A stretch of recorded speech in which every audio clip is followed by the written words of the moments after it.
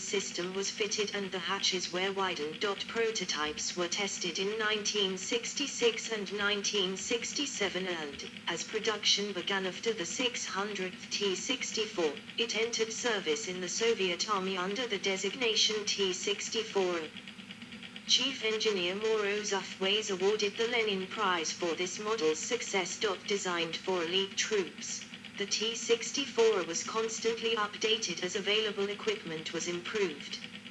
After only 3 years in service, a first modernization occurred, regarding fire control, by replacing the sights with the TPD-2-49-day sight with an optical coincidence rangefinder and a TPN-1-49-23 night sight, and stabilization by mounting a 2E26 system.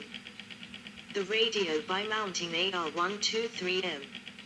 Night vision with a TBN-4 PAR for the driver and a TNP-165A for the tank leader. His battle post was transformed by mounting a small stabilized turret with an anti-aircraft NSVT 12.7mm 108 machine gun, electrically guided through an optical PZU-5 sight, and fed with 300 rounds. It could be used from within the tank so that the tank leader could avoid being exposed, as on previous tanks. The possibility of mounting a KMT-6 anti-mine system was also added. A derived version appeared at the same time, designed for the commanding officer and named T-64AK. It comprised AR-130M radio with a 10M telescopic antenna, which could be used only in a static position as it required shrouds, an artillery aiming circle PAB-2M and TNA-3 navigation station. All of these could be powered by an auxiliary gasoline-fired generator. In 1976, the weapons system was improved by mounting a D-81TM, 2A46-1. Stabilized by a 2E28M2 supplied by an automatic 6ETs-10M.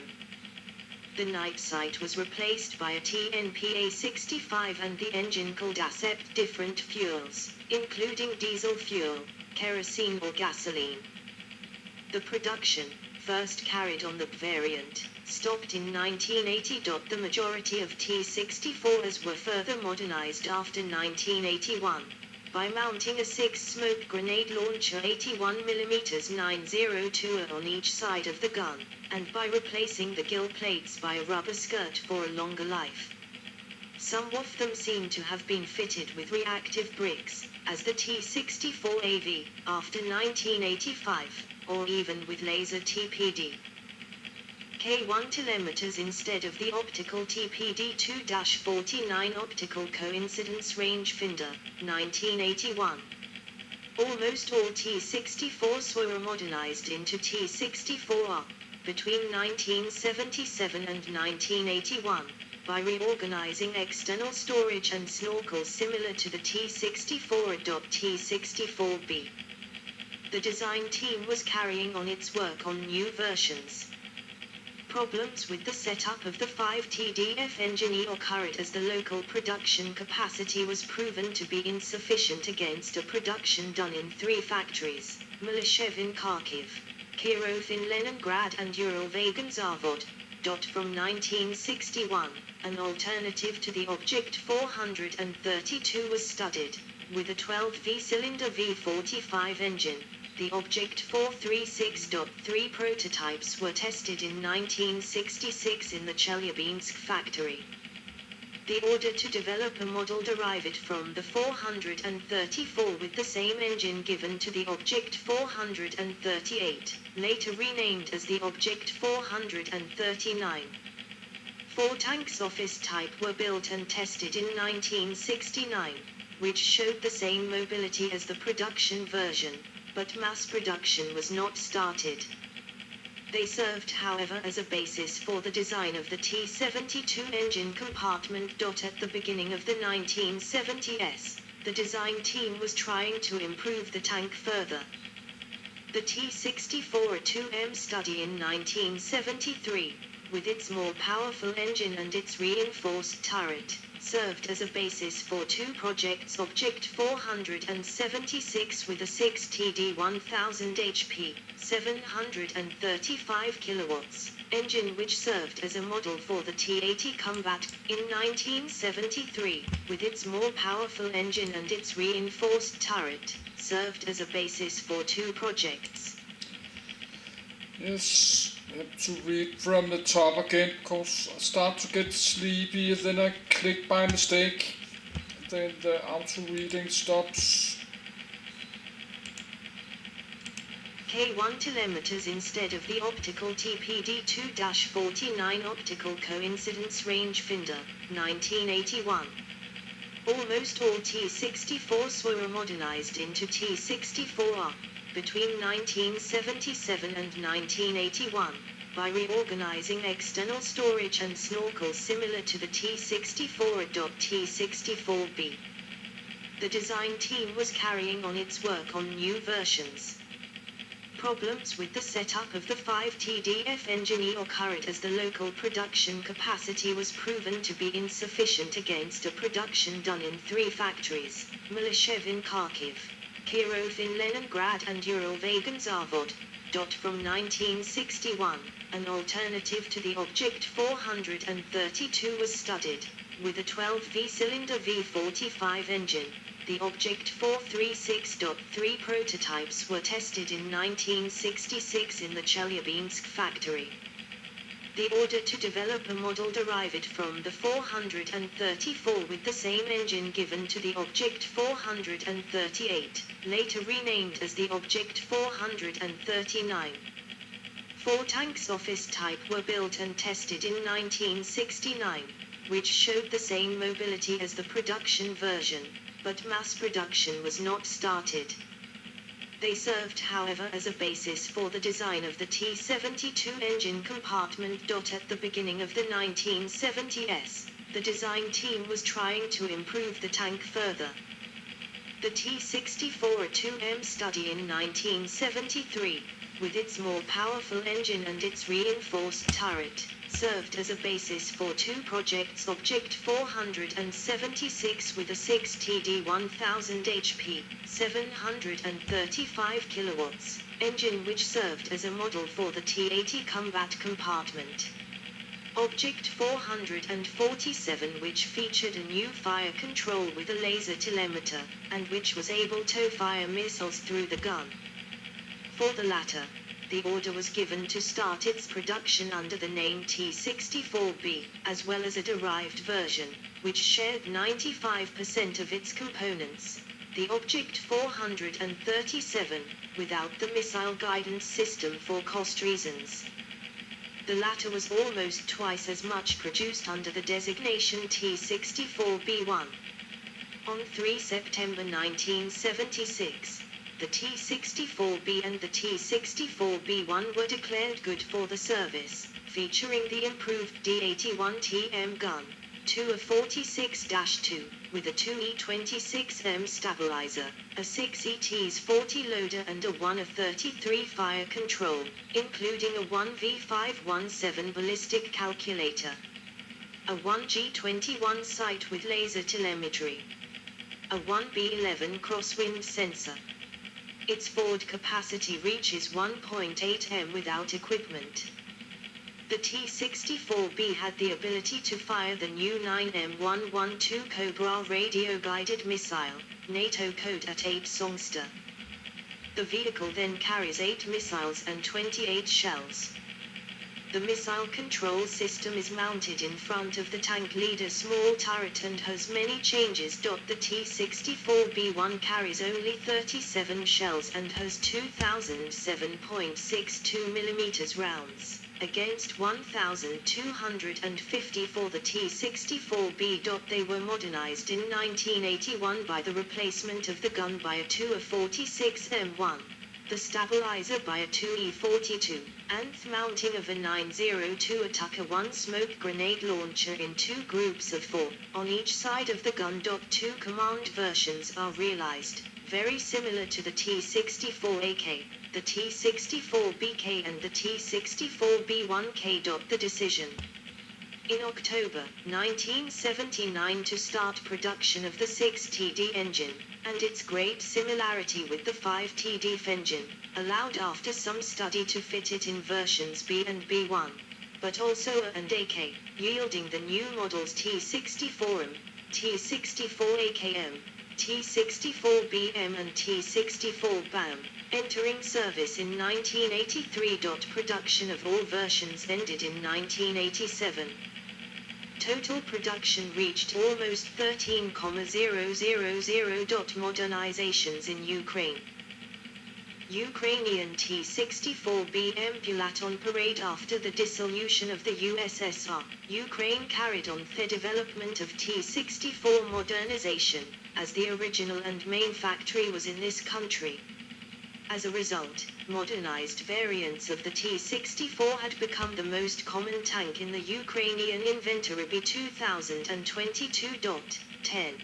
Two different upgrade packages were developed in 1999. Sad Smiley 11, T-64BM2 with a 57 DFM 850 HP, 625 kilowatts, engine, a new 143U fire control, a new 6 ETs 43 loader and the possibility to fire the 9M119 missile, NATO code at 11 sniper.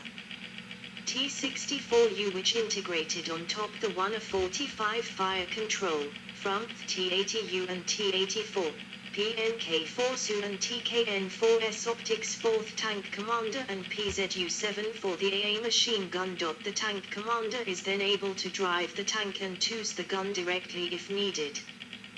The two variants are also protected by Contact 5 modular reactive armor, able to resist to kinetic energy projectiles, as opposed to first models which were efficient only against high explosive anti-tank, heat-shaped charge ammunition. Those two variants could also be remotorized with the 6TDF 1000 HP, 735 kilowatts. Engine. T-64BM Bulat Ukrainian Army on use modernization, incorporating niche, knife, reactive armor that offers better performance dealing with tandem warheads than the Soviet Contact 5. New Ukrainian-made 125mm KBA-3 gun, to 1 KO-1 night sight and capability of firing the Ukrainian combatant warhead anti-tank guided missile. In 2010, the Kharkiv Mileshev factory upgraded 10 T-64B tanks, originally produced in Kharkiv in 1980, to T-64BM Bulat standard, and a further 19 were delivered in 2011. These 29 tanks are being upgraded under a $200 million, $25.1 million, contract signed in April 2009. As of October 2011, the Ukrainian Army has 76 T-64BM Bulat in service. According to Mileshev factory chief engineer Konstantin Isaac, the T-64BM Bulat is armored to the level of modern tanks. It has niche, knife, reactive armor, and Varta active protection system.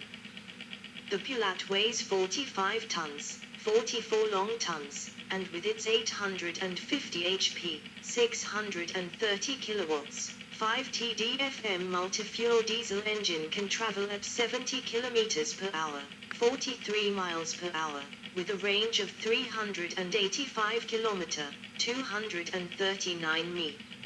It retains the 125mm smoothbore gun with an autoloader for 28 rounds, some of which can be guided missiles. It has a 12.7mm AA machine gun, and a 7.62mm coaxial machine gun. 12-13 T-64BM2 Bulat. T-64BM2 Bulat during preparations for the 2021 Independence Day Parade. A 2019 modernization program with TPN-1 TPV thermal sight 1 a 43U fire control system, 1 H-46M sight for the combat ATGM live with 2 radios, basalt battlefield information system, raised turret ring, Improved KHS-CHVK needs reactive armor. Armor shield above the commander's cupola. 12mm armor for external fuel tanks. Anti-RPG screens beside the engine compartment. And new 1000 HP 6TD1 engine and transmission. New 5TD engines were no longer manufactured.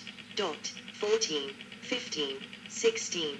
This was conducted at the Kharkiv Armored Vehicle Plant, KHBTZ, with the engine compartment enlarged for the new engine by the Milishev factory, Zim. 15. Upgraded tanks were field tested in April 2021, 16, and several were paraded in the August Independence Day Parade. T-64 BV Model 2017. T-64 BV Model 2017 during our rehearsal for the Independence Day Parade in Kyiv, August 2018. This version is recognizable by the absence of an infrared searchlight on the left of the main gun. In 2019, Ukroboronprom reported that the Kharkiv Armored Plant, KHBTZ, had delivered over 100 updated tanks to the Ukrainian Armed Forces. 17. The upgraded tanks included new thermal imaging for all crew, remove lunar infrared searchlight, include TPN-1 TPV Ukrainian night sight in place of TPN-1-49-23, need reactive armor modules designed for bolt-on replacement on T-64 BV turrets, SN 4215 networked satellite navigation unit, and Libid K2RB digital radio, under license from Motorola, providing secure communications with a 70 km range. In August 2019, Ukroboronprom announced the Lviv Armored Plant, LBTZ, had also started modernizing T-64s to the 2017 standard. 18. Production history. Different sources differ on the initial production date of the tank that is set between 1963 and 1967. However, it is normally agreed that the T-64 formally entered service with Army in 1967 and was publicly revealed in 1970. 19. 20. The T-64 was KMDB's high-technology offering, intended to replace the IS-3 and T-10 heavy tanks in independent tank battalions. Meanwhile, the T-72 was intended to supersede the T-55 and T-62 in equipping the bulk of the Soviet tank and mechanized forces, as well as for export partners and East Bloc satellite states. It introduced a new autoloader, which is still used on all T-64s currently in service, as well as all variants of T-80 except the Ukrainian T-84-120. The T-64 prototypes had the same 115mm smoothbore gun as the T-62. The ones put in full-scale production had the 125mm gun. While the T-64 was the superior tank, it was more expensive and physically complex, and was produced in smaller numbers. The T-72 is mechanically simpler and easier to service in the field, while it is not as well protected, and its manufacturing process is correspondingly simpler. In light of Soviet doctrine, the superior T-64s were kept ready and reserved for the most important mission, a potential outbreak of a war in Europe. In Soviet times, T-64 was mostly in service with units stationed in East Germany opposing the chieftain-equipped units of the BU. No T-64s were exported. Many T-64s ended up in Russian and Ukrainian service after the breakup of the Soviet Union. Models. Object 430, 1957, prototype with D10 T100mm gun, 120mm armor, 40 PD 580 HP, 427 kilowatts, engine, 36 tons. Object 430U project, equipped with a 122mm gun and 160mm of armor. T-64 or Object 432, 1961. Prototype with a D-68 115mm gun. Then initial production version with the same features, about 600 tanks produced.